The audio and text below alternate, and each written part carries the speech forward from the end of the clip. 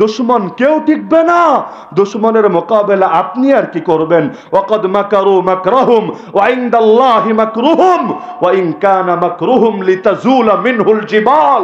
এত বেশি ষড়যন্ত্র করেছিল যে ষড়যন্ত্রে পাহাড়ও যেন টিকতে পারবে না। শেষ বাক্যে আল্লাহ রাসূলকে সান্ত্বনাটাই দেওয়া হতো। ইতিমধ্যে 10,000 প্লাস শিশুই শুধু নিহত হয়ে গেছে। ولا شبه له ولا شبيه له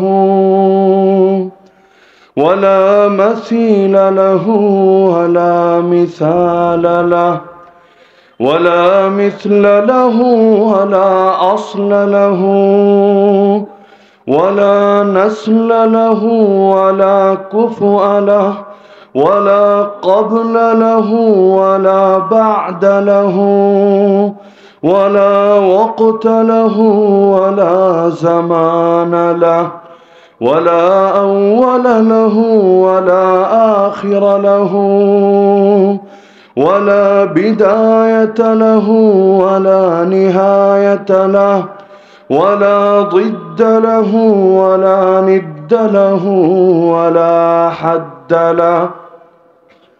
ونشهد أن سيدنا وسندنا وأسوتنا وقدوتنا وحبيبنا وحبيب ربنا وطبيبنا وطبيب نفوسنا ومولانا محمدا عبده ورسوله صلى الله تعالى عليه وعلى آله وأصحابه وبارك وسلم. أما بعد فأعوذ بالله من الشيطان الرجيم. بسم الله الرحمن الرحيم. إنا أعطيناك الكوثر فصل لربك وانحر إن شانئك هو الأبتر. وقال النبي صلى الله تعالى عليه وسلم من أحب لله وأبغض لله وأعطى لله ومنع لله فقد استكمل الإيمان. وقال أصحاب محمد رضي الله عنهم نحن الذين بايعوا محمدا على الجهاد ما بقينا أبدا. آمنت بالله صدق الله العلي العظيم وبلغنا رسوله النبي الكريم ونحن على ذلك لمن الشاهدين والشاكرين والعاقبة للمؤمنين والمتقين والمجاهدين والحمد لله رب العالمين. জামিয়া মাহমুদিয়া ইসলামিয়া ডিয়াবাড়ির পক্ষ থেকে আয়োজিত 2 দিন ব্যাপী 11তম বার্ষিক আন্তর্জাতিক ইসলামী মহাসম্মেলনের প্রথম দিনের চলতি অধিবেশনের সম্মানিত সভাপতি, উপস্থিত আমার শ্রোতা ওয়াজিবুল ইহতিরাম হযরত উলামায়ে কেরাম, এলাকার গণ্যমান্য মুরব্বীগণ, বিভিন্ন মাদ্রাসায় অধ্যয়নরত প্রিয় তালিবানে ইলম, স্থানীয় এবং দূরদূরান্ত থেকে আগত দিন দরদি কোরআন প্রেমী প্রিয় তাওহীদ জনতা এবং পর্দার আড়ালে থাকা মা ও বোনেরা। আপনার কি আর বাড়ে না সাউন্ড? বিভাগও তো নেই, সাউন্ডও নেই, এই অবস্থা কেন? বলার পরও যদি না হয়। কোরআন মাজিদের অতি পরিচিত একটা সূরা আমি তেলাওয়াত করেছি খুতবার মাঝে, সূরা কাউসার। যে সূরাটা জানে না বা মুখস্থ রাখে না এমন লোক অন্তত মুসলিম সমাজে খুঁজে পাওয়া দায়। বিশেষ করে সাধারণ বাঙালি যারা নামাজের মধ্যেও কোনো না কোনো রাকাতে সাধারণত সূরা কাউসার পড়তে মিস করে না, যেহেতু কোরআনের সবচাইতে ছোট সূরা, এই সূরা দিয়ে যদি নামাজ পড়ে নামাজটা একটু তাড়াতাড়ি শেষ হবে, শর্ট ভার্সনে পরিণত হবে। তো অন্তত এ কারণে হলেও সূরা কাউসারটা পড়তে ভুল করে না। তো সেই সূরা কাউসারকে সামনে রেখে মৌলিক কয়েকটা কথাবার্তা আরজ করবো ইনশাআল্লাহ। তারপর আজকের মাহফিলের গুরুত্বপূর্ণ মেহমান যারা আছেন তারা আসবেন, আলোচনা করবেন, আখেরি মোনাজাতের মাধ্যমে আজকের মাহফিল সমাপ্ত হবে ইনশাআল্লাহ। জামানা যত এগিয়ে চলছে দুনিয়ার মধ্যে ফিতনা ফাসাদও তত বেশি বেড়ে যাচ্ছে। এর মধ্যে কিছু ফিতনা তো এমন যে ফিতনাগুলো যে ফিতনা এগুলো সকলে বোঝে। যেমন পৃথিবীতে মুসলিম উম্মার উপর যে আগ্রাসনগুলো চলছে, ফিলিস্তিনে চলুক, ইয়ামানেই চলুক, সিরিয়াই চলুক, মালিতেই চলুক, সোমালিয়াতেই চলুক, ওইঘরেই চলুক, আরাকানে চলুক, কাশ্মীরেই চলুক, এগুলো যে ফিতনা এগুলো সকলে বোঝে এবং মানে। হ্যাঁ, কার্যকর পদক্ষেপ হয়তো সকলে গ্রহণ করে না, তবে এগুলো যে মুসলিম উম্মার জন্য বড় চিন্তার কারণ, বড় দুশ্চিন্তার কারণ, বড় মুসিবতের কারণ, বড় ফিতনার কারণ, এগুলো নিয়ে সুস্থ মস্তিষ্ক সম্পন্ন অন্তত কেউ ইখতিলাফ করার কথা না। তবে এ ধরনের আগ্রাসনগুলো যেগুলো সামরিক আগ্রাসন এগুলো চেনা যতটা সহজ, কিন্তু সাংস্কৃতিক আগ্রাসনটা চেনা এর চাইতে হাজার গুণ বেশি কঠিন। তবে ক্ষেত্র বিশেষ সেটা মুসলিম উম্মার জন্য আরো বেশি ক্ষতির কারণ। কারণ ময়দানে এসে কাফের যদি মারে, হয়তো এসে মারবে, মারতে মারতে জানেই মেরে ফেলবে, আমাদের রক্তে দুনিয়ার জমিন রঞ্জিত হবে, কিন্তু এতে যে মারা যাবে তার বিবেচনায় তো লাভ আর লাভ। কারণ রক্তের প্রথম ফোঁটা জমিনে ঝরবে, আল্লাহ তাআলা তার আগেই তার সব পাপ ক্ষমা করে দিয়ে তার রূহ নিয়ে জান্নাতের সবুজ পাখির ভেতর ঢুকিয়ে দিয়ে বলবে, এবার ডানা মেলে মেলে উঠতে থাকো আর জান্নাতের নাজ নেয়ামত ভোগ করতে থাকো। তো এর দ্বারা জালেমের জাহান্নামও বড় হচ্ছে আর মজলুমের জান্নাতের মাকামও বড় হচ্ছে। এত বড় মাকাম সে পেয়ে যাবে ইনশাআল্লাহ সাধারণ ইবাদত বন্দেগীর দ্বারা। হয়তো সে এটা কখনোই পেত না।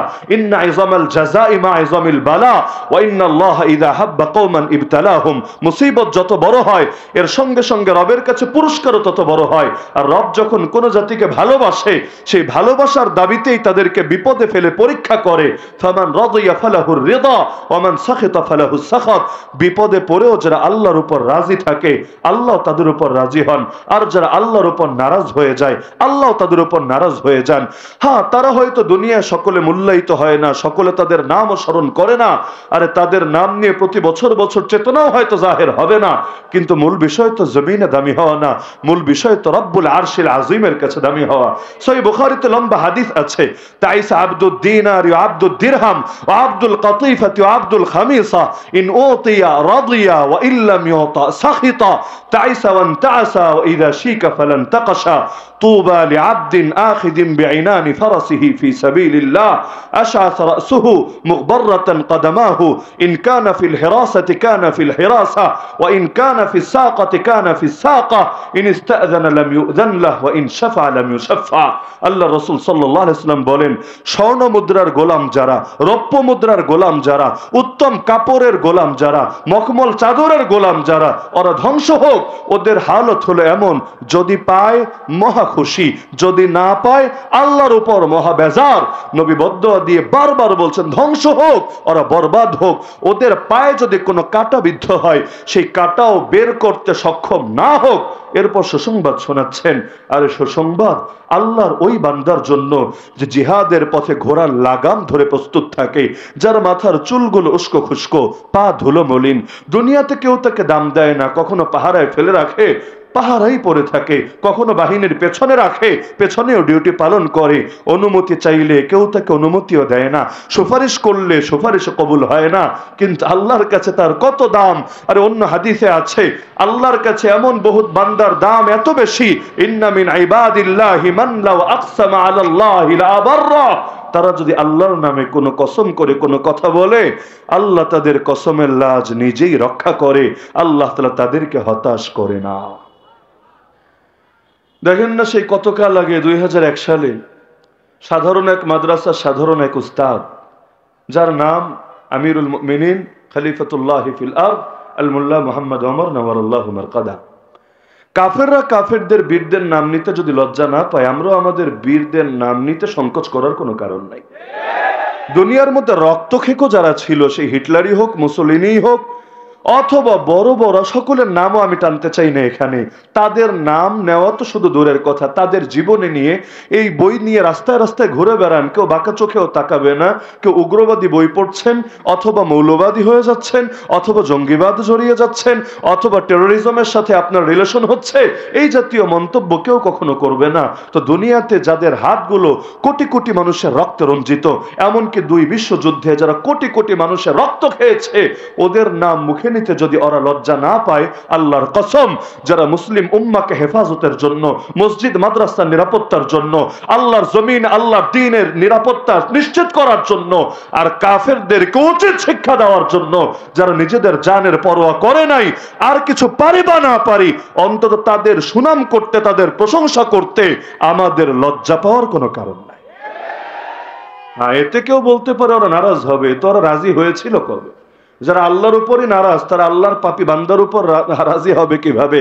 যারা রাসূলকেই দেখতে পারে না, এই 1500 বছর পরও নিয়মিত গালি দেয়, নিয়মিত কার্টুন ছাপে, নিয়মিত বেয়াদবি করে, তার রাসূলের এই নাফরমান উম্মতের উপর খুশি হবে কিভাবে?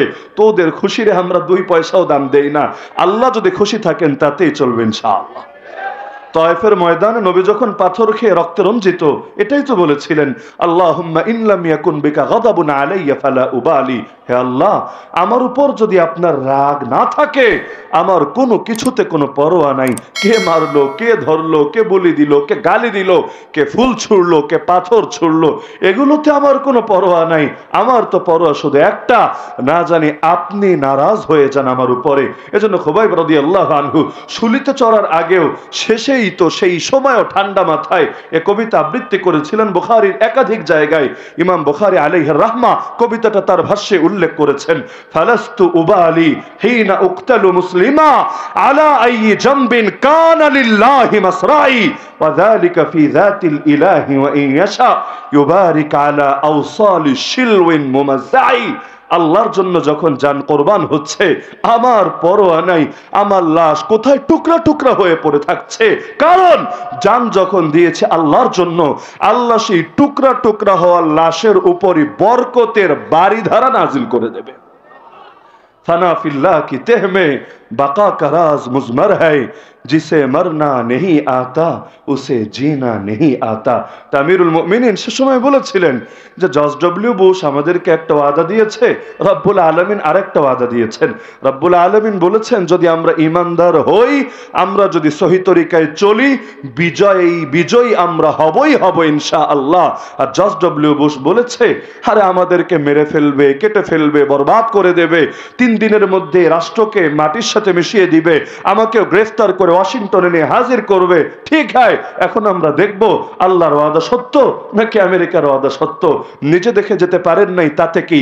আসমান দেখেছে, জমিন দেখেছে, দুনিয়ার 800 কোটি মানুষ দেখেছে, সকলেই সাক্ষী হতে বাধ্য হয়েছে, আরে আমার আল্লাহর ওয়াদাই সত্য, বুশ আর ওবামাদের ওয়াদা মিথ্যা।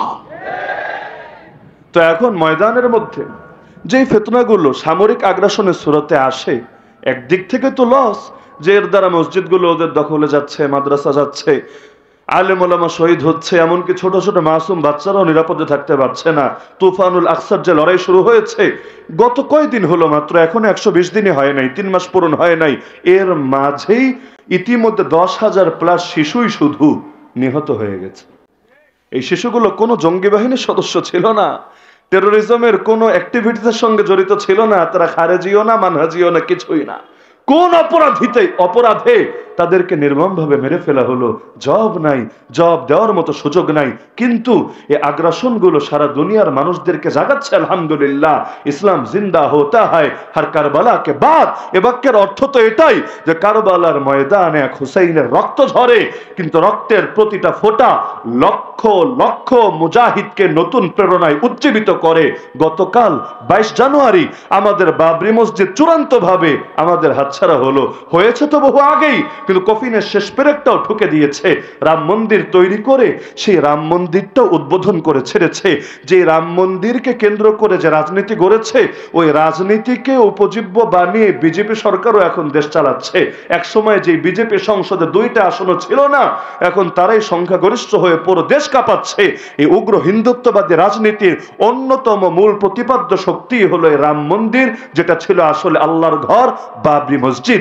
তো একদিকে এটা ঠিক যে বাবরি মসজিদকে বরবাদ করেছে, আরে শুধু মসজিদ বরবাদ করে নাই, 180 কোটি মুসলমানের কলিজায় রক্তক্ষরণ ঘটিয়েছে। কিন্তু আরেকদিকে এটাও বাস্তব, এই দিন দিন নয়, আরো দিন আছে। ওয়াতিলকাল আইয়ামু নুদাউলুহা বাইনান নাস, খাইবার খাইবার ইয়া ইয়াহুদ, জৈশ মুহাম্মদ সাউফা ইয়াউদ। এক বাবরি মসজিদ শহীদ হয়েছে, কিন্তু সে তার শাহাদাতের দ্বারা ইনশাআল্লাহ সুম্মা ইনশাআল্লাহ সুম্মা ইনশাআল্লাহ পৃথিবীর লক্ষ কোটি মসজিদের স্থায়ী নিরাপত্তার জামিনদার হয়ে গেছে। আর এই এক মসজিদকে দেখে যেই পরিমাণ মুজাহিদ নতুন করে গড়ে উঠবে, আর যখন সেই জামানার সুলতান মাহমুদরা আবারও আল্লাহর উপর ভরসা করে ময়দানে নামবে, এই উগ্র হিন্দুত্ববাদী জালেমরা কিভাবে মুসলমানদের সেই স্রোতকে রুখে দেবে। আর এই দুনিয়ার মধ্যে নদীতেও যদি বাদ দেয়, তরঙ্গগুলো উত্তাল হতে থাকে, জনসমর্থনকে যদি বাধা দেয়, একসময় জনসমুদ্রে পরিণত হয়ে যায়। একইভাবে মুসলমানদেরকে যত দমানোর চেষ্টা করবে, ইনশাআল্লাহ নতুন প্রেরণায় উজ্জীবিত হয়ে মুসলমান আরো বেশি শক্তিশালী হয়ে ওদের চূড়ান্ত চূড়ান্ত ধ্বংস দুনিয়ার মধ্যে দেখিয়ে ছাড়বে।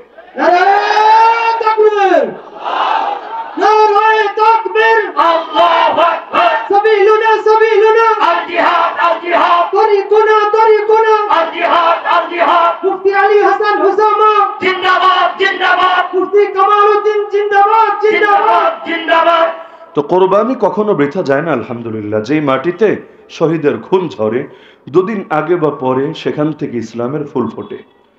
তো একদিক থেকে আগ্রাসনগুলো বড় হুমকির কারণ, আরেক দিক থেকে বড় উজ্জীবনের কারণ।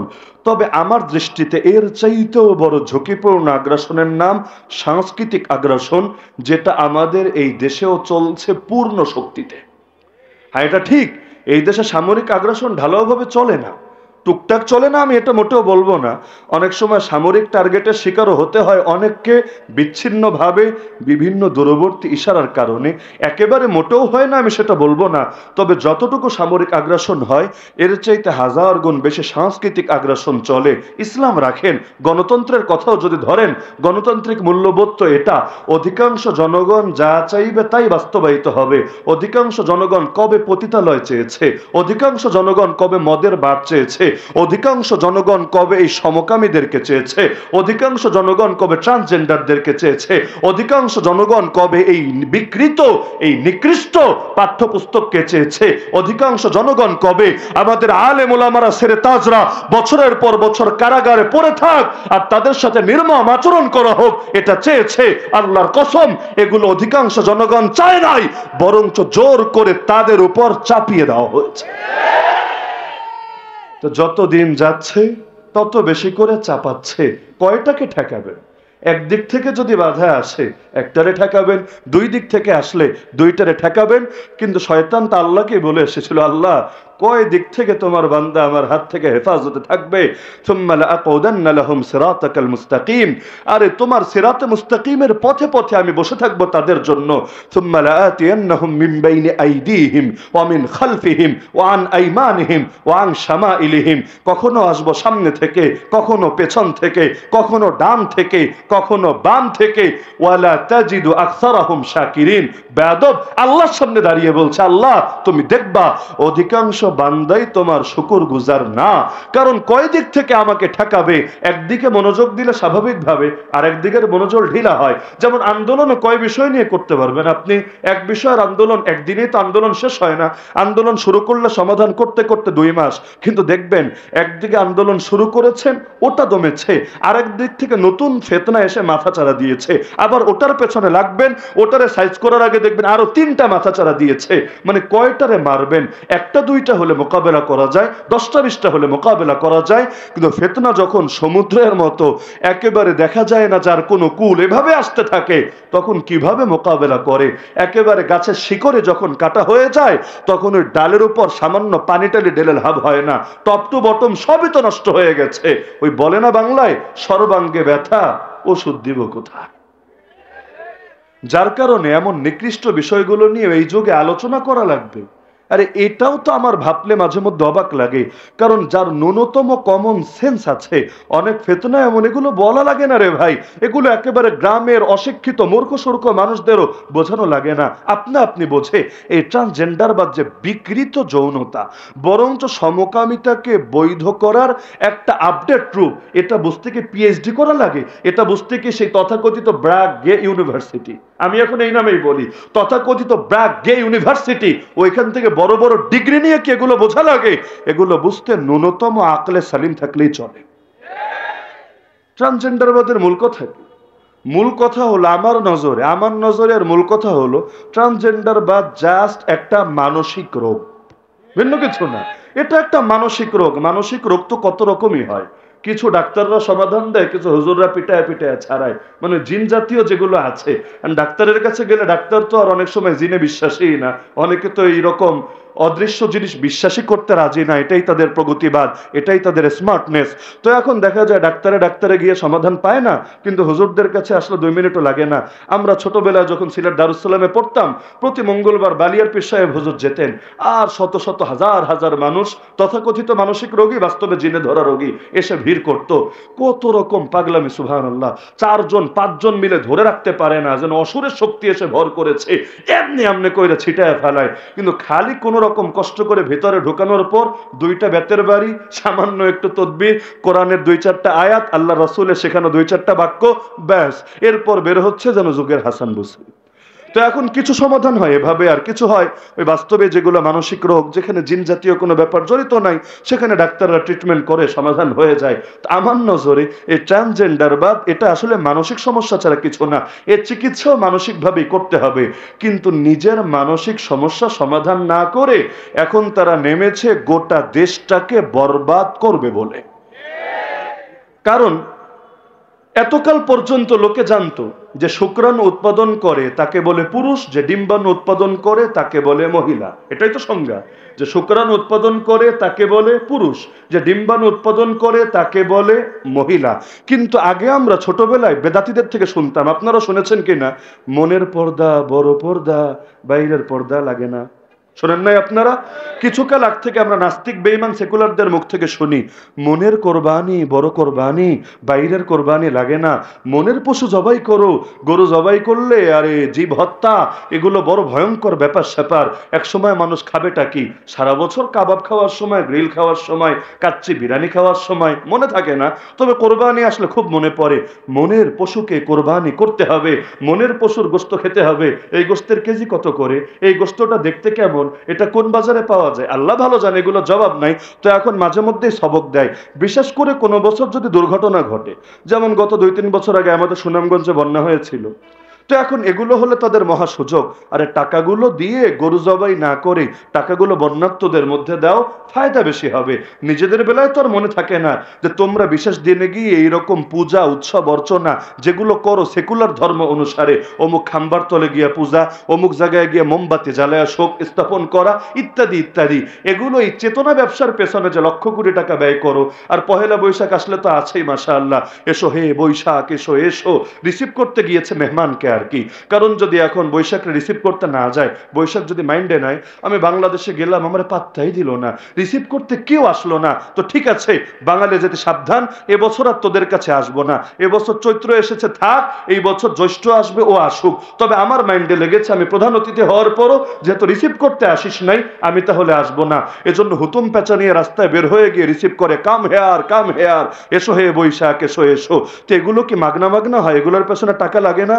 লাগে। লাগে, কোটি কোটি টাকা ব্যয় হয়। এগুলোকে অপচয় মনে হয় না, বরং এগুলোকে যথাযথ জায়গায় ব্যয় মনে হয়। এই টাকাগুলো গরিব দুঃখীরে দিলে ফায়দা হতো না? নিঃসন্দেহে হতো, ও সময় মনে থাকে না। তো এতকাল এগুলো শুনতাম, মনের পর্দা বড় পর্দা, বাইরের পর্দা লাগে না, মনের কোরবানি বড় কোরবানি, বাইরের কোরবানি লাগে না। আরেক দল আছে মনের নামাজ বড় নামাজ, বাইরের নামাজ লাগে না, নামাজ টামাজ পড়ে না, বরং ওরা মনে করে কলব জারি হয়ে গেলেই কাম চলে। কারণ ওই জারি যে আবার কোন জারি এটা আল্লাহ ভালো জানে।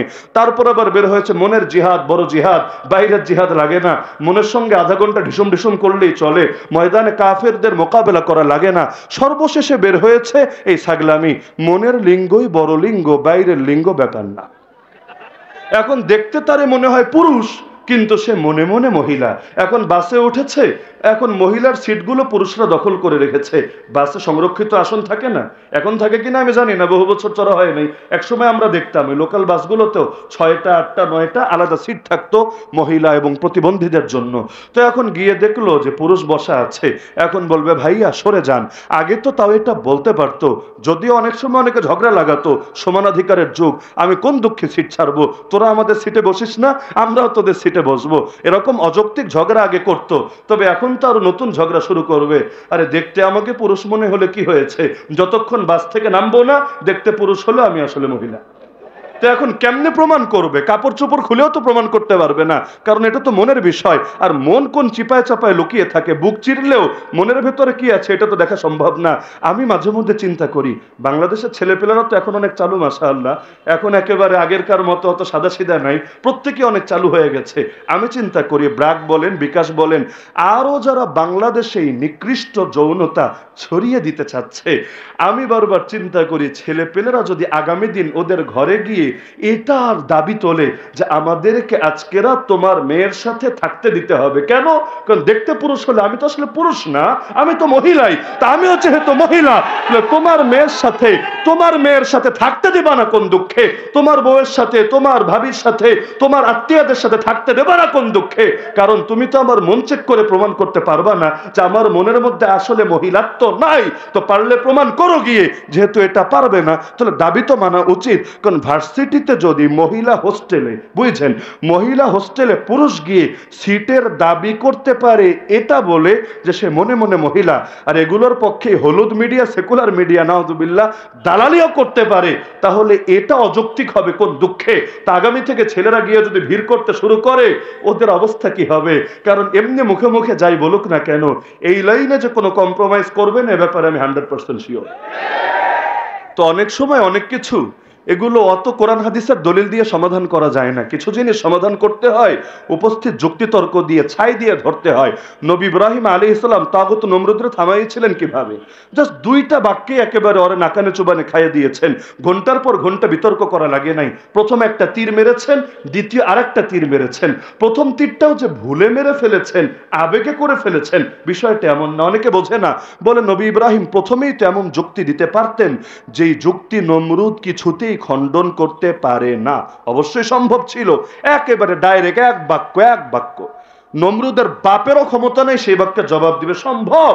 কিন্তু নবী ইব্রাহিম এটা না বলে শুরুতে বললেন রব্বি আল্লাযী ইউহয়ী ওয়া ইউমীত। বিতর্কের প্রথম কথা, আমার রব তিনি যিনি জীবন দেন, যিনি মরণ দেন।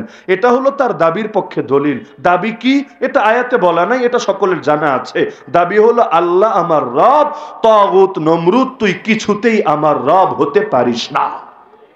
তো এখন আল্লাহ তার রব, এটা হলো দাবি, দাবির পক্ষে লাগে দলিল। কারণ যে দাবি করে দলিল তাকেই দিতে হয়, আল বাইয়িনাতু আলাল মুদ্দাই। দাবির পক্ষে দলিল দিলেন কি? যে আমার রবের দুটো গুণ আছে, একটা গুণ হলো তিনি জীবন দেন, আর একটা গুণ হলো তিনি মরণ দেন। রবের গুণ যে দুটাতেই সীমাবদ্ধ বিষয়টা এমন না, আমার রবের গুণ এত বেশি, গোটা জগতের সব গাছকে যদি কলম বানান, সব সমুদ্রের পানিকে যদি কালি বানান, তাহলে লিখতে লিখতে কলম, কালি, কাগজ সব ফুরাবে, কিন্তু আমার রবের কালিমা লিখে শেষ করা যাবে না। কুল্লাউ কানাল বাহরু মিদাদা লিকালিমাতি রাব্বি লানাফিদাল বাহরু ক্বাবলা আন তানফাদা কালিমাতু রাব্বি ওয়ালাউ জিনা বিমিসলিহি মাদাদা। তো রবের গুণের তো অভাব নাই। তাহলে 2টা পয়েন্ট টান দিলেন। বিতর্ক তো বিতর্কই। এখন কেন টান দিয়েছেন? কারণ এই পয়েন্টে টান দিলে নমরুদ একটা ভুল করবে। বিতর্কে অনেক সময় নিজে নিজে খাল কাটা লাগে। কেন?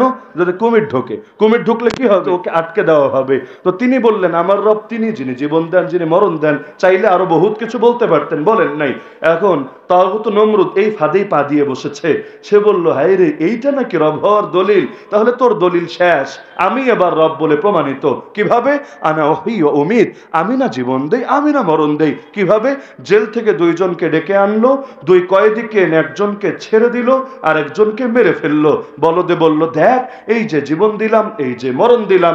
যদিও এটাকে জীবন দেওয়া বলে না, এটাকে মরণ দেওয়া বলে না, কারণ জীবন যদি ওই দিয়ে থাকে তাহলে জীবন পাওয়ার আগে জেলে ঢোকালো কিভাবে? মনে করেন আমি যদি চ্যালেঞ্জ দেই গোটা বাংলাদেশ না গোটা দুনিয়া সবাইকে, পারলে আমার নাতিরে জেলে ঢুকাতো, একেবারে চ্যালেঞ্জ দিব, 1 কোটি টাকা চ্যালেঞ্জ। যদি পারো আমার নাতি, যদি 1 কোটি নাই আমার কিডনি বেচলেও হবে না, এমনি বোঝার স্বার্থে বলছি, যে আমার নাতিরে পারলে জেলে ঢুকাতো, পৃথিবীর কারো সাধ্য নেই আমার নাতিরে জেলে ঢুকাবে। কারণ আমার ছেলেই হলো পিচ্ছি, নাতি আসবে কোত্থেকে? তো যার জীবন নাই তারে জেলে ঢুকানো যায়? তাহলে সে যাদেরকে মুক্ত করলো ওদেরকে জীবন সে দিয়েছে না জীবন আগ থেকেই ছিল?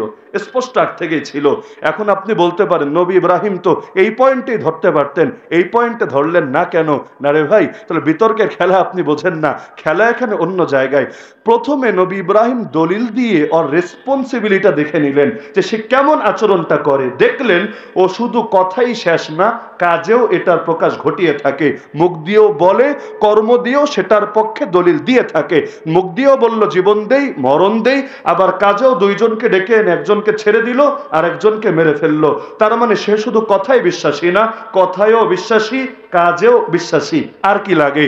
এবার দ্বিতীয় বাক্য আসল তীরটা ছুঁড়ে ফেললেন। তাহলে শোন বাবা, আমার রব তিনি, যিনি পূর্ব দিক থেকে সূর্য ওঠান, পশ্চিম দিকে নিয়ে ডোবান। ফাতি বিহা মিনাল মাগরিব আল আমরু লা ইয়াক্তাজি তাকরার আল আমরু লা ইয়াক্তাজি ইল্লা দাফআতান ওয়াহিদা। তুই পারলে একবার পশ্চিম দিক থেকে সূর্য ওঠা দেখি। এখন যদি বলে হ্যাঁ আমি উঠাই তো, ও ডেলি তো আমিই করি, আবার ওই যে কিয়ামতের আগ দিয়ে হবে আমিই করব, এটা তো জাস্ট কথা হলো, কাজ তো হলো না। আগের পয়েন্টে কিন্তু তিনি ওরে ধরে ফেলেছেন মজবুত ভাবে যে নমরুদ শুধু কথা বলে না, সে কথাও বলে কাজও করে। এখন এসে যদি খালি চাপা মারে, কাজ না করে, ওর যুক্তিতেও নিজেই ধরা খাবে। এখন মুখ দিয়ে বললে তাকে কাজে প্রমাণ দিতে হবে। কিন্তু সূর্য তো আর জেলখানার কয়েদি না, ডেকে এনে রিমান্ডে নিয়ে আচ্ছা মতো বানাবে, মাইটের খেয়ে সূর্য বলবে সাহার ও সাহার আর মাইরেন না, কোন দিক দিয়ে ওঠা লাগবে খালি বলেন না, পূর্ব পশ্চিম উত্তর দক্ষিণ ডান বাম উপর নিচ ব্যাপার না, খালি বলবেন লাফ দিয়ে ওদিক দিয়ে উঠে যাব। কারণ সূর্যের সঙ্গে তার মাস্তানি চলে না। ফাবহিতাল্লাযী কাফার, এবার বলদের কাছে আর কোনো জবাব থাকলো না, সে লাজবাব হতে বাধ্য হলো। যদিও বিতর্কই সবকিছু সমাধান হয় না। বাংলাদেশে অনেকে ভাবে এই নাস্তিকদের সঙ্গে ডায়লগ করলে, এই কাদিয়ানি এই বিভিন্ন বাতিল বাতিল দল এদের সঙ্গে ডিবেট করলেই মনে হয় কেচ্ছা খতম হবে। কিচ্ছু হবে না ভাই। এগুলো ক্ষেত্র বিশেষ, দুই একজন শাখাগত সাধারণ বিচ্ছিন্ন মানুষের জন্য হেদায়েতের জরিয়া হলে হতে পারে, কিন্তু মূল শয়তান যেগুলো শুধু বিতর্ক দিয়ে আপনি তাকে কিছুই করতে পারবেন না। কারণ যে ঘুমিয়ে থাকে তাকে জাগানো যায়, যে ঘুমের ভান ধরে পড়ে থাকে তাকে জাগানোর কি উপায়? এজন্য দেখবেন অমুসলিমকে মেহনত করে দাওয়াত দিয়ে দিয়ে মুসলমান বানাতে পারবেন সহজে, কিন্তু ঘাউরা বেদাতি গুলারে বুঝাতে বুঝাতে বুঝাতে নিজের জানডারে পানি বানিয়ে ছাড়বেন, তাও আর ওদেরকে পারবেন না লাইনে আনতে। কারণ যত যাই বলবেন, বলবে বাপু তুমি যাই বলো, বিচার যাই করো, তাল গাছ কিন্তু আমারই থাকবে। তো মেনেই যখন নিয়েছে তাল গাছ তার থাকবে, এখন আপনি কিভাবে তাকে লাইনে আনবেন? সম্ভবই না। অন্তরে আগেই মোহর মেরে রেখেছে, লাহুম কুলুবুল লা ইয়াফকাহুনা বিহা। তো বিতর্কের দ্বারা ওর নিজের ফায়দা সবসময় হয় এমন না। না হলে বিতর্কে হারলে মূলনীতি কি? আমি হারলে আমি তোমারটা গ্রহণ করব, তুমি হারলে তুমি আমারটা গ্রহণ করবে, এর নামই তো বিতর্ক। বিতর্ক কাকে বলে? এটাকেই তো। ধরেন বেদাতীদের সঙ্গে বিতর্ক হলো, আগেই শর্ত হলো এটা যে আমারে যদি হারাতে পারো আমি তোমার দরবারের খাদেম হব, জিলাপি কত খেতে পারো নিজের পকেটের টাকা দিয়ে কিনে তোমারে খাওয়াবো। আর যদি তুমি হারো, তুমি এসে সব বেদাতি বাদ দিয়ে ওলামায়ে দেওবন্দের আকীদা গ্রহণ করবা। এটাই তো মূল কথা। তো নবী ইব্রাহিম যদি হারতেন, নমরুদ তাকে নমরুদের ধর্ম গ্রহণ করতে বাধ্য করতো না? নিঃসন্দেহে করতো, পিটাতে পিটাতে চামড়াই তুলে ফেলতো। কিন্তু এবার তো নমরুদই হেরেছে, তাহলে দরকার ছিল না সে নবীর আদর্শ গ্রহণ করবে? করেছিল? করে নাই। কারণ যাদের হাতে পাওয়ার থাকে তাদেরকে শুধু মুখের কথা দিয়ে দমানো যায় না। আর ফেরাউনের কাছে যুগের হামানদের বিরুদ্ধে বিচার নিয়ে গেলেও লাভ হয় না। সবসময় শুধু বিচার চাই দিয়ে সমাধান হয় না। কারণ যে বিচার চাইবেন যার কাছে, রক্ষকই যদি হয়ে যায় ভক্ষক, সমাধান আসবে কিভাবে? তো সবচাইতে বড় ঝামেলা এখানে। তো বিতর্কে তো হারলো, কিন্তু নবীরে ধরে ঠিকই আগুনে ছুড়ে ফেললো। নাউযুবিল্লাহি মিন যালিক। এই জাতীয় যে ফিতনাগুলো আছে, যেগুলো সাংস্কৃতিক ফিতনা, অনেক মানুষ না বুঝেই পা দিয়ে বসে, এটা বাস্তব। অনেক মানুষের আসলেই মানসিক রোগ আছে। আজকে শায়েখ আহমদুল্লাহ জানিয়েছেন যে ওনার অফিসে একজন লোক গিয়েছে, যে বাস্তবেই মানে কোনো কারো টাকা পয়সা খেয়ে না, বাস্তবেই ছোটবেলা থেকে তার মনে হতো সে মেয়েলি স্বভাবের, সে মেয়ে, কিন্তু তার দেহটা হলো পুরুষের। পরবর্তীতে তাদের নাকি একটা অ্যাপ আছে, বিশেষ ধরনের অ্যাপ। ওই অ্যাপটা যদি একবার কেউ ইনস্টল করে, একবার যদি ব্যবহার করতে শুরু করে, সে জানতে পারবে যে কোথায় কোথায় আরো সমকামী আছে, আরো ট্রান্সজেন্ডার আছে। উত্তরা 15 নম্বরে ওই বাসায় আছে, আবার গুলশান অত নম্বরে ওই জায়গায় আছে। তো ব্যাস একটা কমিউনিটি হয়ে যায়, পারস্পরিক রিলেশন হয়ে যায়, বোঝাপড়া হয়ে যায়। তো একবার সে সেই জালে গিয়ে যে ঢোকে, সে আর কখনো বের হতে পারে না। তো এখন হুজুর জানালেন যে এখন সে আসলো, সেও জানালো যে একবার সে অ্যাপে গিয়ে যে ঢুকেছে আর বের হতে পারছিল না। কিন্তু এখন আলেম ওলামার আলহামদুলিল্লাহ জবান খোলার কারণে তার কাছে বুঝে এসেছে আসলে এটা মানসিক রোগ ছাড়া কিছু না। এখন হুজুরের কাছে এসেছে বিষয়টা সমাধানের জন্য। তাহলে দেখা যাচ্ছে যে এটা একেবারেই কারো হতে পারে না, সবাই টাকা খেয়ে খেয়ে করে, এটা আমরা বলছি না, হতে পারে, কিন্তু এর সমাধানও তাকে ডাক্তারি ফর্মুলাই নিতে হবে। যদি হরমোনের সমস্যা থাকে, ডাক্তারের কাছে হরমোনের ট্রিটমেন্ট করাবে। আর যদি না, হরমোন টরমোন না, সব ঠিক আছে, মনে সমস্যা, তাহলে মনের জন্য চিকিৎসা আছে, চিকিৎসা করবে।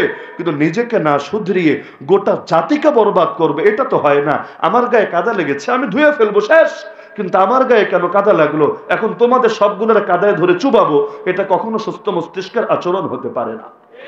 তো এখন ফেতনা যত দিন যাবে ফেতনা বাড়তেই থাকবে। এটা ভেবে লাভ নাই রে ভাই, যে যত দিন যাবে আমরা মেহনত বাড়ায়া দিলে, সকলে মিলে একযোগে ময়দানে নামলে মনে হয় ফেতনা হারিয়ে যাবে। না, আমাদের জায়গা থেকে চেষ্টা তো করতেই হবে যাতে করে আল্লাহর কাছে জবাব দিতে পারি।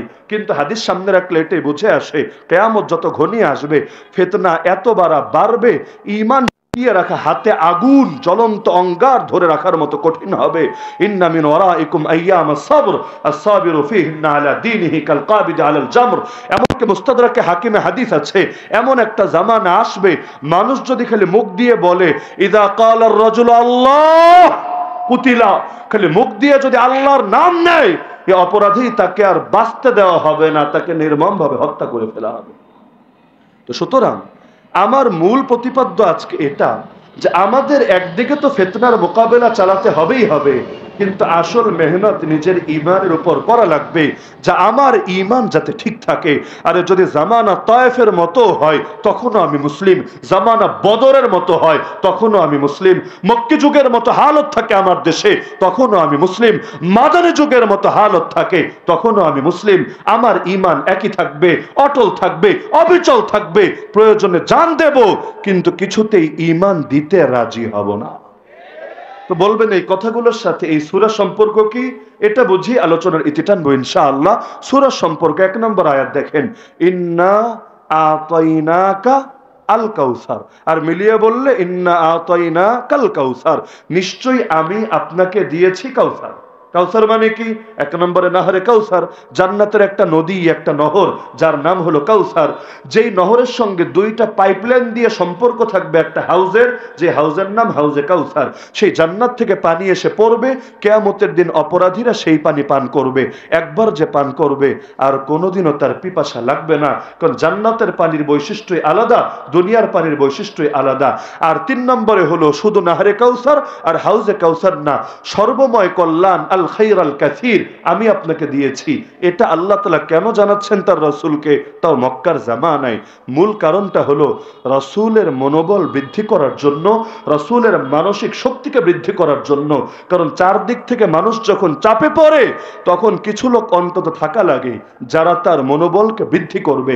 আল্লাহ রাসূলের উপর যখন হেরা গুহায় প্রথম ওহী আসলো, নবী পেরেশান হন নাই? এত বেশি পেরেশান, নবী বলেন লাকাদ খাশিতু আলা নাফসি, আমি প্রাণের ব্যাপারে ভয় পেতে লাগলাম। লাগলাম, মনে হয় আমি আর বাঁচবই না। চলে আসলেন আম্মাজান খাদিজা রাদিয়াল্লাহু আনহার কাছে। তখনও নবী অসুস্থ।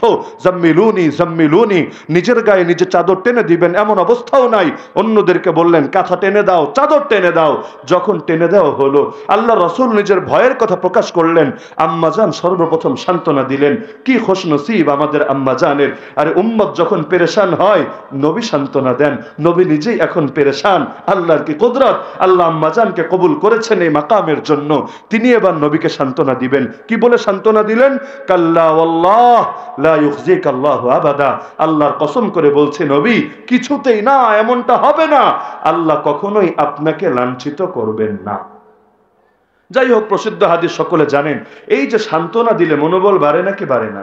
এই যে কারাগারের মধ্যেও যারা দিন কাটিয়ে এসেছে, যদি বাস্তবে এমন হতো গোটা সব আলেমরা ময়দানে আছে, একজনকে ধরে নিয়ে কারাগারে ঢুকিয়ে সব অন্য শ্রেণীর লোকের সঙ্গে রাখা হয়েছে, তাহলে সেখানে মনোবল টিকিয়ে রাখা বড় কঠিন হতো।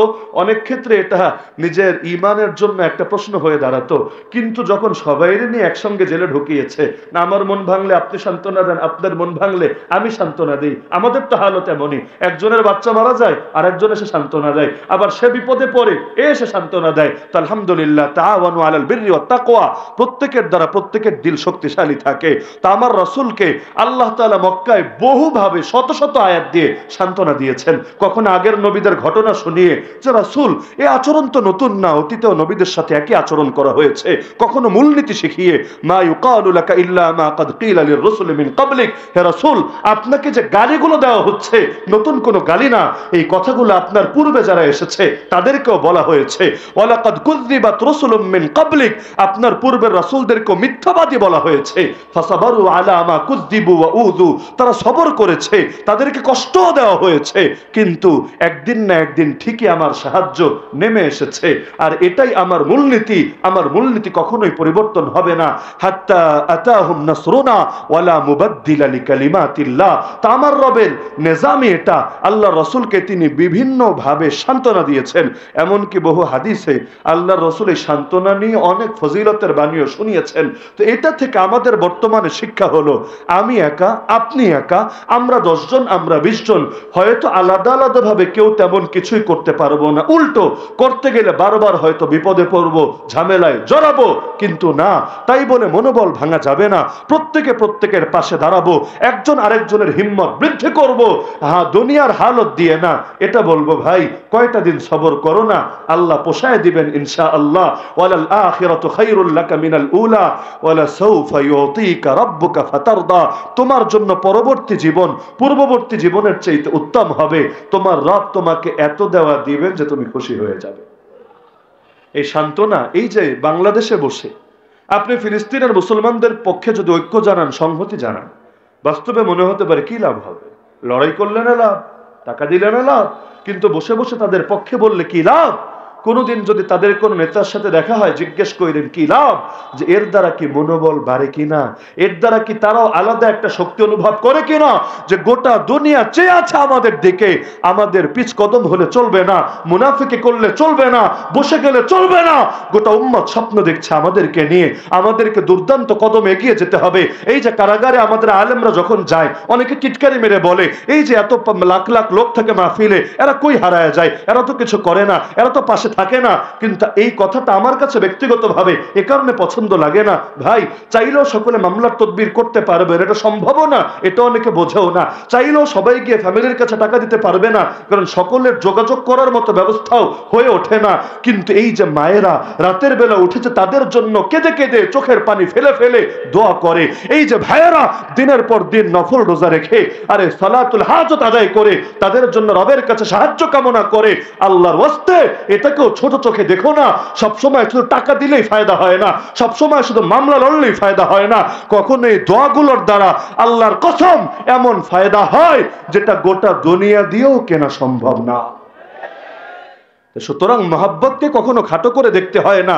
চাইলেও কখনো একজনের পক্ষে সবাই দাঁড়াতে পারে না। বুখারীতে হাদিস পাবেন, আমার নবীকে যখন পিটানো হচ্ছিল, এটা ওই সময়ের কথা যখন নবীর আপন চাচাও মরে গেছে, আবু তালেব দুনিয়া থেকে ইন্তেকাল করেছে, একই বছর আম্মাজান খাদিজা রাদিয়াল্লাহু আনহা দুনিয়া থেকে চলে গেছেন।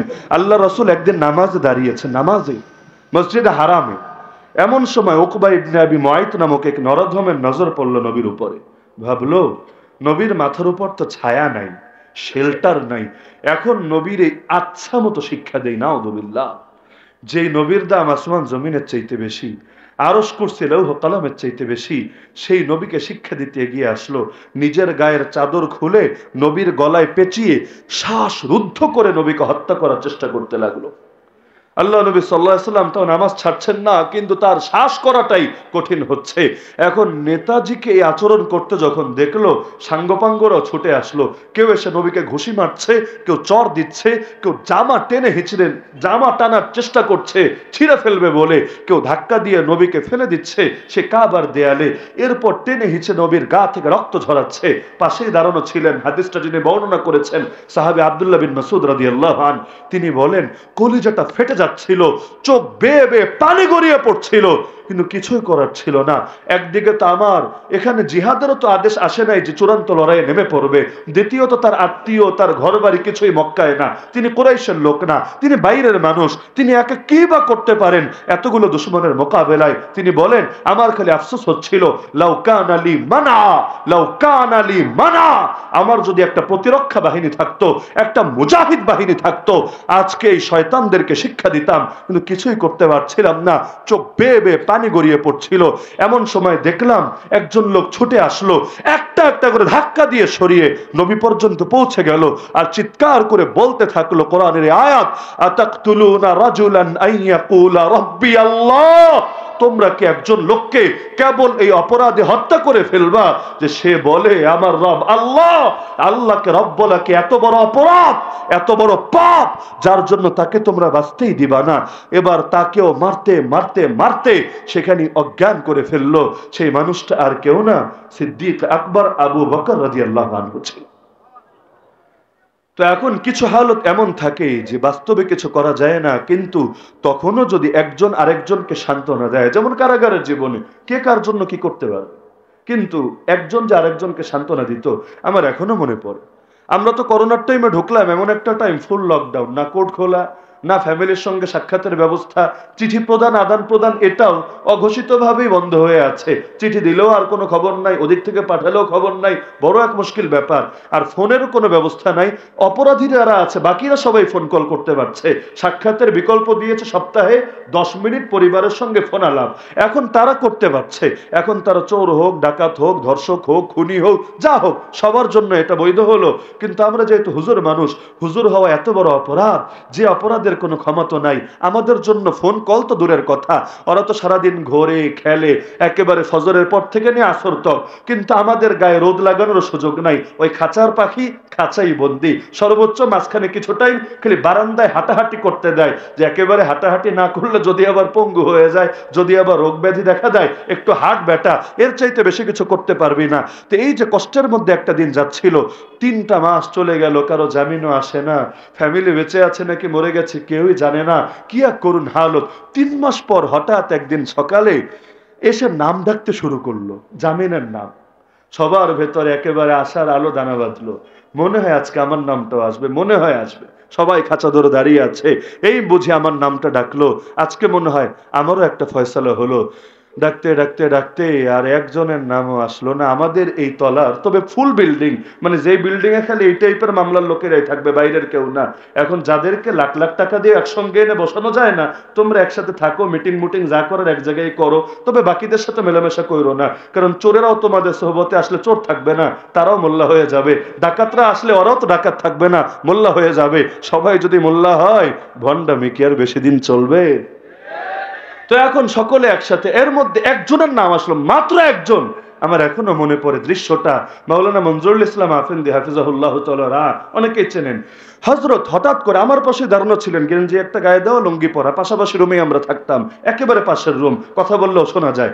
এখন হঠাৎ করে হুজুর চিৎকার করে উঠলেন, ওয়াহুয়াল্লাযী ইউনাজ্জিলুল গায়সা মিন বাদি মা কানাতু ওয়া ইয়ানশুরু রাহমাতা। অনুবাদ করেন না, খালি আয়াতটা পড়লেন, কিন্তু আলেম আর তালিবুল ইলম যারা ছিল চোখের পানি কেউ ধরে রাখতে পারলো না, চোখ বেয়ে বেয়ে পানি গড়িয়ে পড়তে লাগলো। আয়াতের অর্থ হলো, আরে আমার আল্লাহ সেই আল্লাহ বান্দা নিরাশ হয়ে যাওয়ার পর যিনি আবার রহমতের বৃষ্টি বর্ষণ করেন আর তার রহমত ছড়িয়ে দেন।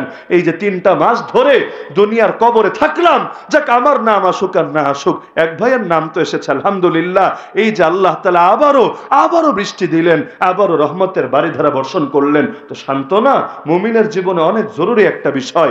এখানে আল্লাহ সান্ত্বনা দিচ্ছেন, ইন্না আতাইনাকাল কাউসার। হে রাসূল, মন খারাপ করবেন না, আমি আপনাকে অনেক মহান কিছু দিয়েছি। জান্নাতেও দিয়েছে নাহরে কাউসার, ময়দানে মাহশারেও দিয়েছে হাউজে কাউসার, দুনিয়াতেও দিয়েছি আল খায়রুল কাসীর, সর্বময় কল্যাণ। তবে নিয়ামত পেলে আপনার করণীয় কি এটাও শুনে নেন, ফাসাল্লি লিরাব্বিকা ওয়ানহার। আরে যেহেতু অনেক নিয়ামত দিয়েছি, রবের জন্য নামাজ পড়েন, রবের জন্য কোরবানি করেন। মানে কি আর কোনো আমল করা লাগবে না? হ্যাঁ লাগবে, এখানে দুটো আমল উদ্দেশ্য না, দুটো ক্যাটাগরি উদ্দেশ্য। মানে যত আমল আছে যেগুলো শরীর দিয়ে করা লাগে ওটাও করেন, যত আমল আছে যেগুলো অর্থ দিয়ে করা লাগে ওটাও করেন। দৈহিক ইবাদত করেন যার শীর্ষে আছে নামাজ, আর্থিক ইবাদত করেন যার অন্যতম হলো কোরবানি। কিন্তু ইবাদত করতে থাকেন কেন? কারণ যেই গাছে ফল হয় গাছের ডালগুলো উপরে যায় না নিচে ঝুঁকে যায়। তো যে কোনো ইবাদত কবুল হলে কবুল হয়েছে কিনা এটা বোঝারও একটা আলামত আছে। আলামত কি বুঝতে চাইলে আমি 2 মিনিটে ছোট্ট একটা ঘটনা বলি, এটার আলোকে বোঝাটা অতি সহজ হবে। মাওলানা ইলিয়াস রহমাতুল্লাহ আলাইহি নাম তো শোনেন নাই কেউ, মনে হয় শুনেছেন। দাওয়াত তাবলীগের নাম শুনেছেন, কিন্তু এই মহান বুজুর্গের নাম শোনেন না, এমনটা হওয়ার কথা না। তিনি যখন মুমূর্ষু হয়ে অন্তিম শয্যায় শায়িত, দেখা যাচ্ছে প্রচন্ড পেরেশান হয়ে আছেন, মারাত্মক বিচলিত, অস্থির। সকলে তো অবাক, আরে ব্যাপার কি, হচ্ছেটা কি? সেখানে উপস্থিত ছিলেন আল্লামা তাকি উসমানী হাফিজাহুল্লাহ সম্মানিত পিতা মুফতি আজম পাকিস্তান আল্লামা মুফতি শফি নওয়ারাল্লাহু মারকাদা। তিনি প্রশ্নই করে বসলেন, হযরত এই সাকারাতের হালতে অন্তিম শয্যায় আপনি এত পেরেশানি কিসের জন্য করছেন? কি হয়েছে আমাদেরকে বলেন, আমরা দেখি কোনো হেল্প করা যায় কি না। এই টাইমে এত পেরেশান আপনাকে দেখতে আমাদেরও তো দিলে কষ্ট লাগছে। তিনি বললেন, দেখো মাওলানা, আমার একটা জিনিস নিয়ে বড় দুশ্চিন্তা হচ্ছে। এই দুশ্চিন্তা দেখবেন অধিকাংশ না প্রায় সকল হকপন্থী আলেমের মধ্যে আপনি পাবেন। তিনি বলছেন, দেখো মাওলানা, আল্লাহ আমার দ্বারা একটা মেহনত জারি করিয়েছেন। রাসূল বলেছেন, যে ব্যক্তি ইসলামের মধ্যে কোনো উত্তম ধারা জারি করে যায়, নিজের সওয়াব তো পাই, পরবর্তীতেও যারা এর আলোকে আমল করে তাদের সওয়াবও পেয়ে যায়। তবে এর কারণে অন্যদের আমল কমে না, সওয়াব কমে না, অন্যরাও ফুল পায়, সেও ফুল পায়। কিন্তু নবী এটাও বলেছেন, কেউ যদি ইসলামে কোনো মন্দ তরিকা চালু করে যায়, নিজের গুনাহ তো পাই, পরবর্তীতেও যারা এর আলোকে মেহনত করে সকলের গুনাহ গিয়ে তার কাঁধে অর্পিত হয়, আবার এর দ্বারা অন্যদের গুনাহ কমে না। তা আমার তো বড় ভয় লাগছে। মান সান্না ফিল ইসলামি সুন্নাতান হাসানা ফালাহু আজরুহা ওয়া আজরু মান আমিলা বিহা মিন গায়রি আন ইউনকাসা মিন উজুরিহিম শাই ওয়া মান সান্না ফিল ইসলামি সুন্নাতান সাইয়্যা ফাআলাইহি উজরুহা ওয়া উজরু মান আমিলা বিহা মিন গায়রি আন ইউনকাসা মিন আওজারিহিম শাই। বড় ভয় লাগছে, যদি মেহনতটা আসলেই আল্লাহর কাছে মকবুল মেহনত হয়, আল্লাহ তো আমাকে অনেক সওয়াব দিবেন। কিন্তু আল্লাহ না করুক, যদি এটা কোনো মন্দ কিছু হয়, আমি এত মানুষের পাপের দায় এই ছোট কাঁধে নিব কিভাবে? ভাবতে পারেন কি বিনয়। আরে আমাদের মতো না যে কয়েকটা মাস সময় লাগে এসে এখন আর মসজিদের ইমামরাও গোনে না, আলেম ওলামারাও গোনে না। আরে আমাদের আলেম ওলামা লাগে না, এখন নিজেরাই হয়ে যায় জামানার কুতুব। আরে যদি আবার বলেন, কি রে তোমরা আলেমদের সাথে থাকবা না? বলে আমাদের সাথেও আলেম আছে, বাক্যই তো দুইটা আলাদা, আমরাও আলেমদের সাথে আছি, আমাদের সাথেও আলেম আছে। তাহলে কে মূল আর কে শাখা? টাকা দিলে ওই ভণ্ডদের দরবারেও টুকটাক মৌলবী পাওয়া যায়, কারণ আটরশি দরবারে মৌলবী নাই, মাইজ ভান্ডারি দরবারে নাই, দেওয়ানবাগি দরবারে নাই। বিক্রি হওয়া প্রোডাক্ট গুলো কোন জায়গায় থাকে না? আমাদের উস্তাদরা বলতেন, তোমরা পান্তা ভাত না, তোমরা বিরিয়ানি। পান্তা ভাত পচলে গন্ধ কমই হয়, বিরিয়ানি পচলে গন্ধ অনেক বেশি হয়। পান্তা ভাত খেতে কম মজা, বিরিয়ানি খেতে বেশি মজা। মজার দিক থেকেও যেমন বেশি, পচলে কিন্তু গন্ধ বেশি। তো কোন মৌলবী যখন পচে, সাধারণ মানুষ পচলে তো একা পচে, মৌলবী পচলে গোটা জাতির নিয়ে পচে। তো এখন এই যে হালত গুলো হয়, এগুলো হলো এক পাশে রাখেন, আর ইলিয়াস রহমাতুল্লাহের কথাটাকে আরেক পাশে রাখেন। মুফতি শফি আলী রহমান কি জবাব দিলেন, এটা হলো আমার মূল পয়েন্ট। তিনি বললেন, হযরত, আমি আত্মবিশ্বাসের সাথে বলছি, আল্লাহ আপনার এই মেহনতকে কবুল করে নিয়েছেন। আপনি বলবেন কিসের ভিত্তিতে বললো? ইলিয়াস রহমাতুল্লাহ অবাক, আরে মুফতি সাহেব, তুমি এতটা নিশ্চিত কিভাবে হলা? তুমি তো মুফতি, কোন মূলনীতির আলোকেই বলেছো, মূলনীতি ছাড়া বলবা না। আমাকেও একটু বোঝায় দাও, আমিও যাতে নিশ্চিন্ত হতে পারি, নির্ভয় হতে পারি। এখন আসলেই তো বোঝার বিষয়, এতটা কনফিডেন্স নিয়ে কিভাবে বলছে? আমরা হলে বলতাম, আরে তার দলে এত লোক আছে, তার এটা আছে, তার সেটা আছে, এটা অমুক জায়গায় ছড়ায় গেছে এই বাহ্যিক সিমটম গুলোতে। কিন্তু আল্লাহ তো খালি বাহ্যিকটা দেখেন না, তার রূহটাকে দেখেন, দিলটাকে দেখেন। তিনি বললেন, হযরত, আমি কোরআন এবং হাদিস পড়ে এই মূলনীতি বুঝেছি, আল্লাহ তাআলা যার উপর রাজি থাকে তাকে যখন নেয়ামত দেয়, আল্লাহর সঙ্গে তার সম্পর্ক আরো বাড়ে, তার ভেতরে আল্লাহর ভয় আরো বেশি ধরে। এজন্য নবীও নামাজ শেষ করতে দেরি সালামটা ফিরিয়েই বলতেন, আস্তাগফিরুল্লাহ, আস্তাগফিরুল্লাহ, আস্তাগফিরুল্লাহ। তো নামাজ শেষ করে আস্তাগফিরুল্লাহ কেন বলতে হবে?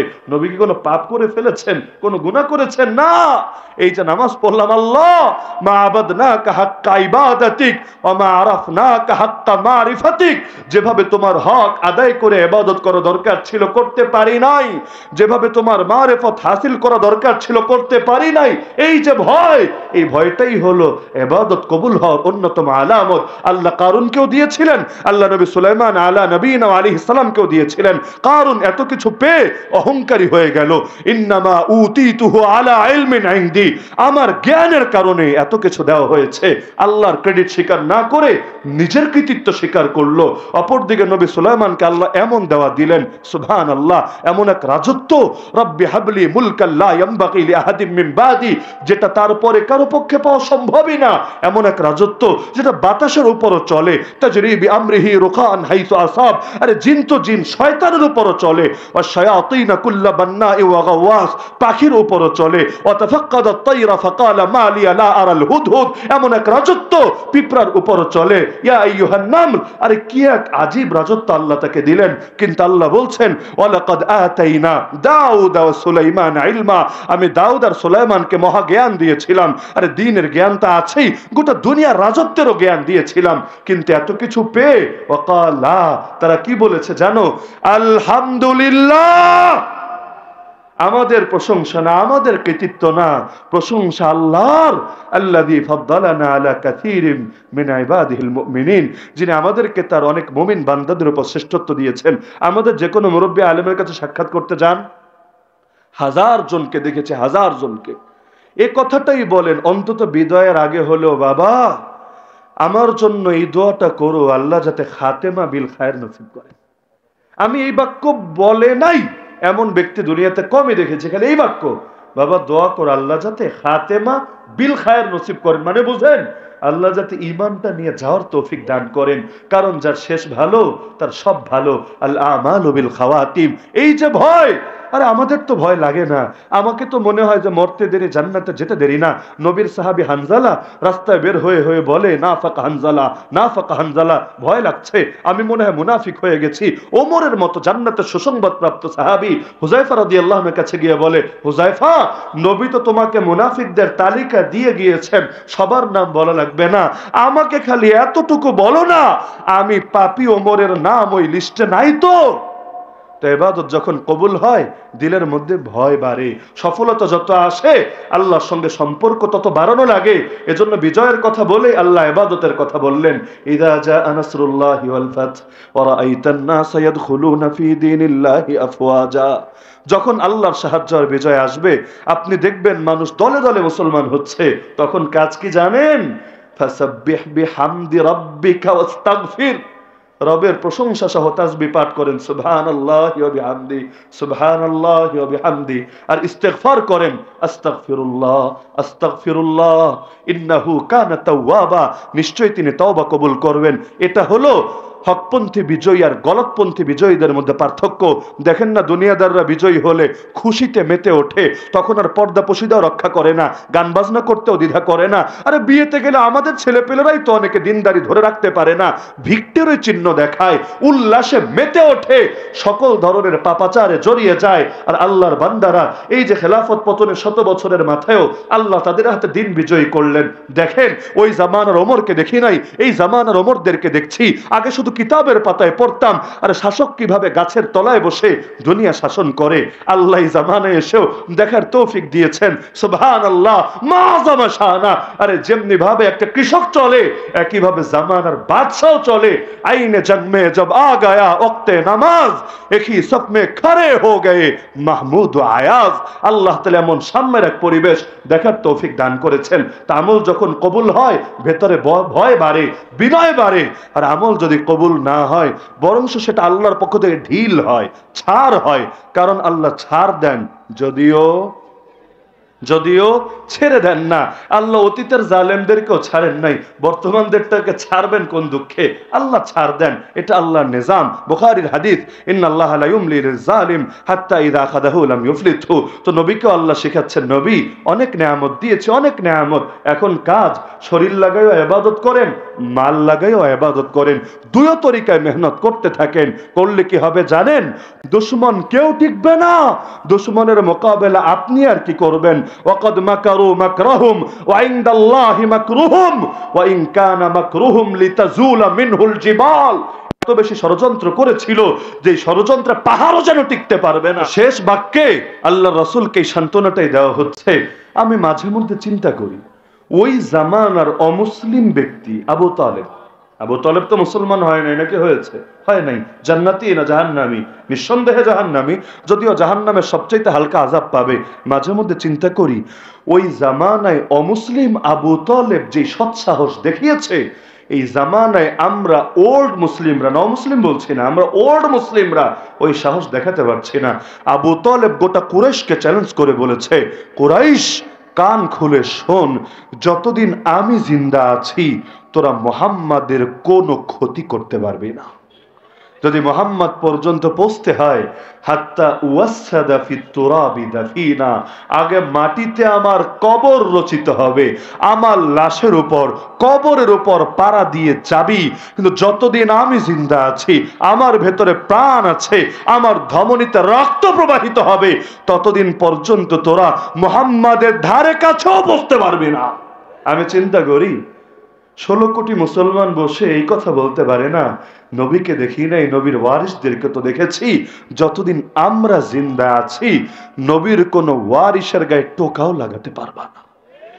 180 কোটি মুসলমান মিলে বলতে পারে নাই যতদিন, আরে 180 কোটি তো দূর কি বাত, একজন মুসলমান জিন্দা আছে ততদিন পর্যন্ত দুনিয়ার বিশ্ব কুফরি পরশক্তি তোদের স্বপ্ন কিছুতেই বাস্তবায়িত হবে না, বরঞ্চ বারবার দুঃস্বপ্নে পরিণত হবে। একজন মুসলমান জিন্দা থাকতেও তোরা আল আকসা ভেঙে থার্ড টেম্পল বানাতে পারবি না। একজন মুসলমান জিন্দা থাকতেও তোরা রাম মন্দির উদ্বোধন করতে পারবি না। একজন মুসলমান জিন্দা থাকতেও তোরা দেশে দেশে মুসলমানদের রক্তের হোলি খেলা খেলতে পারবি না। যদি ইসলামকে নিশ্চিহ্ন করতেই হয় পৃথিবীর সর্বশেষ মুসলমানটাকে আগে মারতে হবে, কারণ একজন মুসলমান যতদিন জিন্দা আছে একাকী হলেও তোদের বিরুদ্ধে লড়াই চালিয়ে যাবেই যাবে।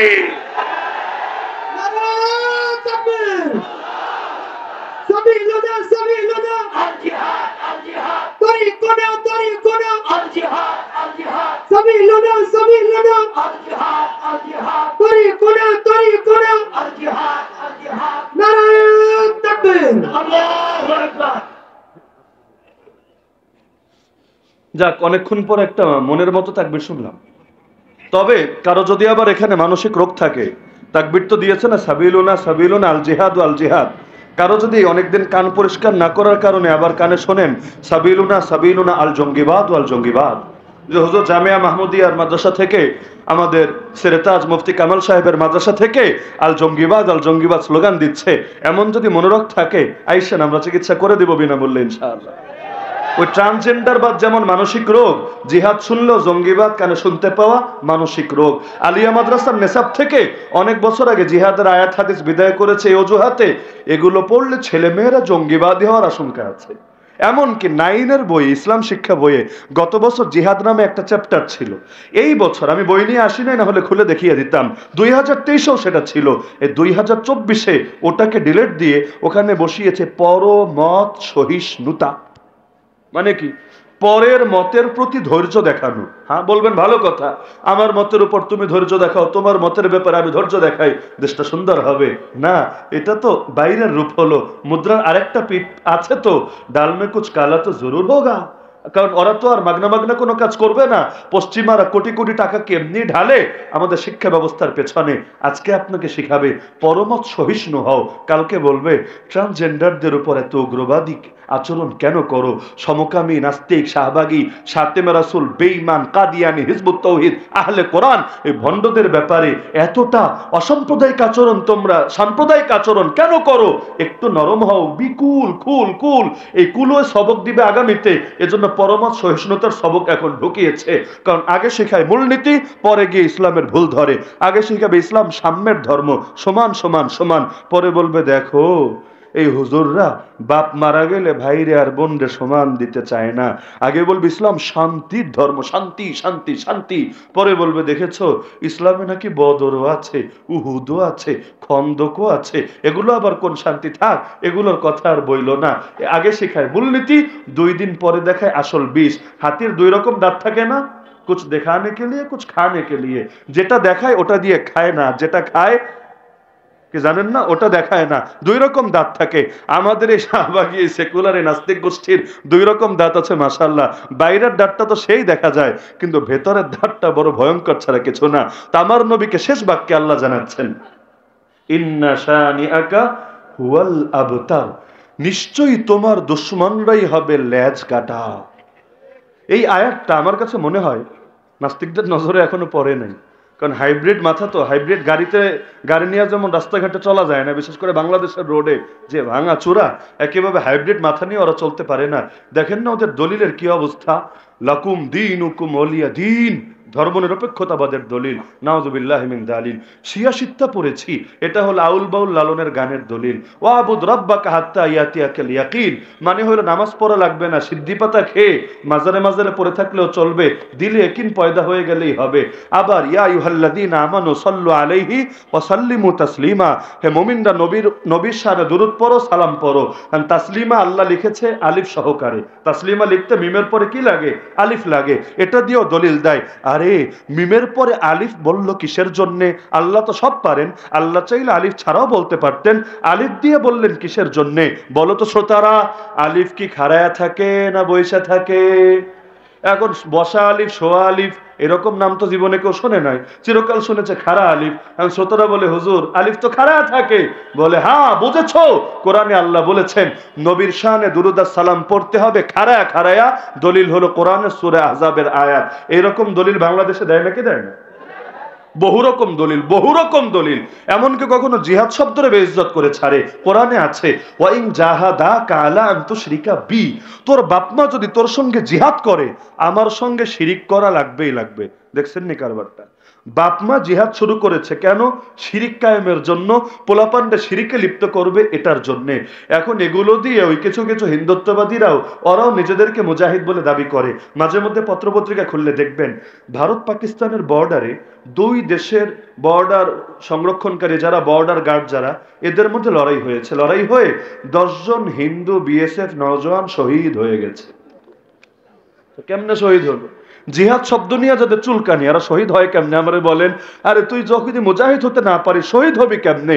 এটাই তো প্রশ্নের বিষয়। কিন্তু না, আগের শর্ত পালন করবে না, তবে ফলাফল ভোগ করতে আবার মোটেও কম করবে না। কারণ বাংলাদেশে ধান্দাবাজি ভালোই চলে। দেখেন না, আমার তো এটাই বুঝে আসেন, এতকাল ধরে আমি বুঝি না। নাম দেয় মিলাদ মাহফিল, নাম কি দেয়? ওই যে শুক্রবার শুক্রবার অনেক মসজিদে যেটা হয়, আমি মাহফিলের কথা বলছি না, শুক্রবার নামাজের পরে বসে দোয়া দুরুদ পরে যাওয়ার সময় জিলাপি মোবারক, হালুয়া মোবারক বিতরণ করে দেয়। নাম দেয় মিলাদ মাহফিল। মিলাদ মানে জন্ম। কার জন্ম? আল্লাহ রসুলের জন্ম। মাহফিল মানে সভা। তার মানে এখানে নবীর জন্ম নিয়ে আলোচনা হবে। কিন্তু ছোট থেকে বড় হয়েছি, কখনো দেখি নাই এই জাতীয় মজলিসগুলোতে নামাজের পরে আলাদা করে নবীর জন্ম নিয়ে আলোচনা করে। চিরকাল দেখেছি দোয়া দুরুদ পরে গজল টজল গায়ে, কি কি জানি উর্দু ফার্সি, তারা না বলে আমার তো গলাও নাই আর আমি পারিও না, শোনাতেও পারবো না। তো এখন দেখা যায় এগুলো তারা বলে, নাম দিয়েছে মিলাদ মাহফিল। তাও আবার এমন এশকের এশকো, যদি জিলাপির ঠোঙ্গা না থাকে লোকে বসতেই চায় না।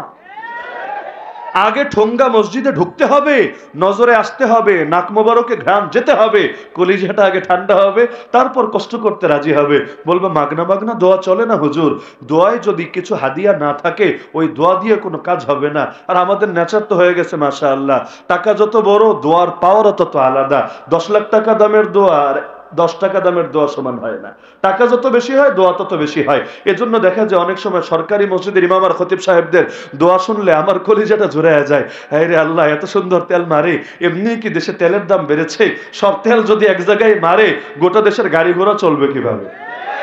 তো এখন দেখা যাচ্ছে আল্লাহ তাআলা তার রাসূলকে জানালেন, ইন্না শানিআকা হুয়াল আবতার, তোমার সামনে যতই দুশমনী করুক ওরা লেজ কাটা হবে। তো যেই প্রসঙ্গে বললাম যে আয়াতটা নাস্তিকদের নজরে মনে হয় যায় নাই, কেন জানেন? ওরা তো বলে আমাদের আদি পিতা নাকি বান্দর মহোদয়। শোনেন নাই আপনারা? আমাদের আদি পিতা কে? নবী। আমরা প্রত্যেকে নবীর সন্তান, আমিও নবীর সন্তান, আমাদের হুজুর নবীর সন্তান, আপনারা সকলে নবীর সন্তান। আমাদের আদি পিতা আব্বা আদম আলাইহিস সালাম নবী, একইভাবে আমরা সকলে নূহ নবীরও সন্তান। কারণ নূহ নবীর পরে দুনিয়াতে যত মানুষ এসেছে সব তার ওই 3 পুত্র হাম সাম ইয়াফিস, এই 3 পুত্রের থেকে এসেছে। তাহলে নূহ আলাইহিস সালাম আমাদের বাবা নাকি আপনাদের বাবা না? আদম আলাইহিস সালাম আমাদের বাবা, আর ইব্রাহিম আলাইহিস সালাম তো আমাদের জাতির বাবা। কোন জাতি? আমি বাঙালি জাতির কথা বলছি না, এত খেপেন না আবার। মুসলিম জাতির বাবা, মুসলিম উম্মার পিতা। এটা আমার কথা না, কোরআনের এই কথা। মিল্লাতা আবিকুম ইব্রাহিম, তোমাদের জাতির পিতা ইব্রাহিমের আদর্শের অনুসরণ করো। তা আমরা হলাম নবীর সন্তান, আমাদেরকে বানাতে চায় বান্দরা, শিম্পাঞ্জির সন্তান। এখন ওরা যে বলে বান্দরের সন্তান, ওই মাঝে মধ্যে বইয়ে দেখবেন ছবি এঁকে দেখায়, আগে ল্যাঞ্জা ছিল, পরে একটু সাইজ বড় হয়েছে, মাঝামাঝি এসে ল্যাঞ্জা খুলে পড়ে গেছে, এরপর গায়ের পশমগুলো খুলে কিউটের ডিব্বায় পরিণত হয়েছে, এখন বান্দর থেকে মানুষে এসে পরিণত হয়েছে। এগুলো হলো ওদের ব্যাখ্যা। আমি চিন্তা করি আয়াতটা যদি ওরা দেখে, এখনো হয়তো দেখে নাই, সামনে দলিল দিবে। দেখো আল্লাহ কেন বললেন যে নবীর দুশমনদের ল্যাঞ্জা কাটা? তার মানে আগে ল্যাজ ছিল, ওরা ল্যাজ বিশিষ্ট শান্তশিষ্ট লোক ছিল, পরবর্তীতে বেয়াদবির কারণ ল্যাজ ঝরে পড়ে গেছে। কোরআন দ্বারা প্রমাণিত হয়েছে ডারউইনিজম সত্য। নাউযুবিল্লাহ মিন যালিক। বাস্তবে ভাষা না বুঝলে জটিলতা দেখা দেয়। কষ্ট পাচ্ছেন নাকি আপনারা?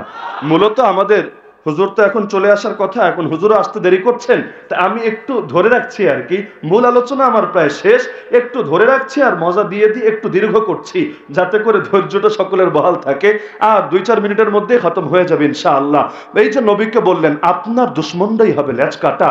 আল্লাহ রসুলের পুত্র সন্তান যখন মারা যেত, মক্কার অলিতে গলিতে খুশির বন্যা বয়ে যেত। আল্লাহ রসুল কাঁদতেন, কিন্তু মুশরিক নেতারা হাসতো। তারা বলতো বুতিরা মোহাম্মদ, আরে মোহাম্মদের লেজ কাটা গেছে, নাউযুবিল্লাহ। ওরা বলতো দাউ মুহাম্মাদান ওয়া আসহাবা ফাইন্নাহু রাজুলুন আবতারু লা আকিবালা ফাইদা হালাকা ইনকাতা যিকরুহু। মুহাম্মদ আর তার সঙ্গীদেরকে নিয়ে টেনশন ছেড়ে দাও, সে এক লেজ কাটা লোক, যার আর বংশ নাই। যদি একবার মরে ওরে স্মরণ করার মতো লোক দুনিয়ায় থাকবে না।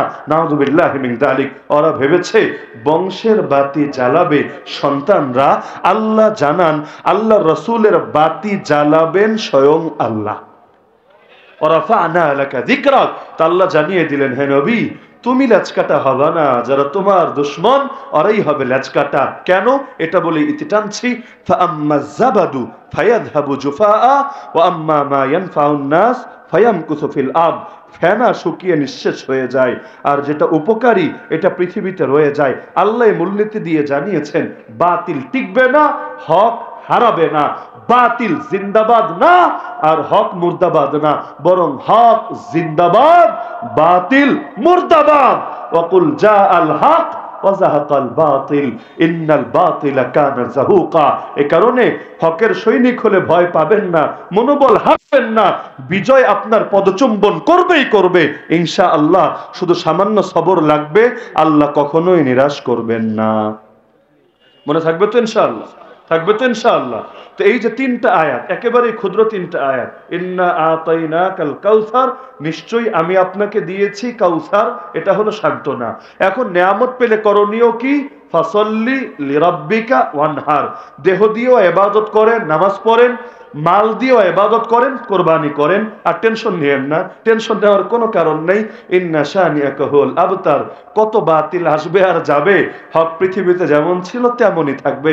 বাতিল নিয়ে সিরিয়াস হওয়ার কোনোই কারণ নাই, কারণ বাতিলেরই লেজ কাটা যাবে। তো এই সূরাটা নিয়মিত পড়েন তো নামাজে নাকি পড়েন না আপনারা? যখন পড়বেন দিল থেকে বের করবেন, এতে ইনশাআল্লাহ নামাজে খুশুখুজুও বৃদ্ধি পাবে, মনোযোগও বহাল থাকবে, আর ইনশাআল্লাহ দিনকে দিন এই শিক্ষাটাও কলিজার মধ্যে গিয়ে ঢুকবে। ইদা তাকাররারা তাকাররারা। নামাজে যে বাক্যগুলো পড়েন, আমার একটা অনুরোধ থাকবে, হাত ধরে অনুরোধটা করে যাই, যে আমার অনুরোধ থাকবে যে বাক্যগুলো নামাজে পড়েন আল্লাহর ওয়াস্তে আলেম ওলামার কাছে গিয়ে এগুলো বুঝে নেওয়ার চেষ্টা করবেন। এতে কি হবে জানেন? তখন শুধু মুখ থেকে বের হবে না, দিল থেকে বের হবে ইনশাআল্লাহ। ফিলিংসটাই আলাদা হবে। আর দিল থেকে বের হলে ওই দোয়া আরশ পর্যন্ত পৌঁছতে সময় লাগে না। ইহদিনাস সিরাতাল মুস্তাকিম, কি সুন্দর দোয়া। আবার দোয়ায়ে কুনুতে যা পড়ি কত উত্তম দোয়া, দোয়ায়ে মাসুরা হিসাবে যেগুলো বলি কত দামি দোয়া। তো আল্লাহ এবং তার রাসূলের দোয়াগুলো যখন দিল দিয়ে বের করবেন, বিশ্বাস করেন ঈমানের রওনকই চেঞ্জ হবে। কারণ লা ইলাহা ইল্লাল্লাহ জিকিরি অর্থের দিকে খেয়াল করে 100 বার করেন, আর অর্থের দিকে খেয়াল না করে 1000 বার করেন। আমি গ্যারান্টি দিয়ে বলবো, যদি খেয়াল করে করে জিকির করেন, দেখবেন একবার জিকির করলেই অন্তরে আলাদা চাপ পড়ে। আলহামদুলিল্লাহ। আমাদের বুজুর্গরা এজন্য বলে দেন না, লা ইলাহা বলার সময় খেয়াল করবা, দিলটারে খালি করে দিলাম। আরে হারাম তো বের করলামই, বাতিল তো বের করলামই, তাগুত তো বের করলামই, যেগুলো হালাল কিন্তু দুনিয়া, ওটারও বের করে দিলাম। কারণ দিল একটা, এই দিলে থাকবেন একজন, নাম তার আল্লাহ। লা ইলাহা সব বের করে দিলাম, ইল্লাল্লাহ খালি আমার আল্লাহরে রাখলাম। এভাবে খেয়াল করে করে জিকির করলে ফায়দা হয় না কি হয় না? হয়। এজন্য নামাজের বাক্যগুলো দিল দিয়ে পড়বেন, ফায়দা হবে ইনশাআল্লাহ। ওয়া আখিরু দাওয়ানা আলহামদুলিল্লাহি রাব্বিল আলামিন। বুলবুল মাহফিল, শাইখুল হাদিস হযরত মাওলানা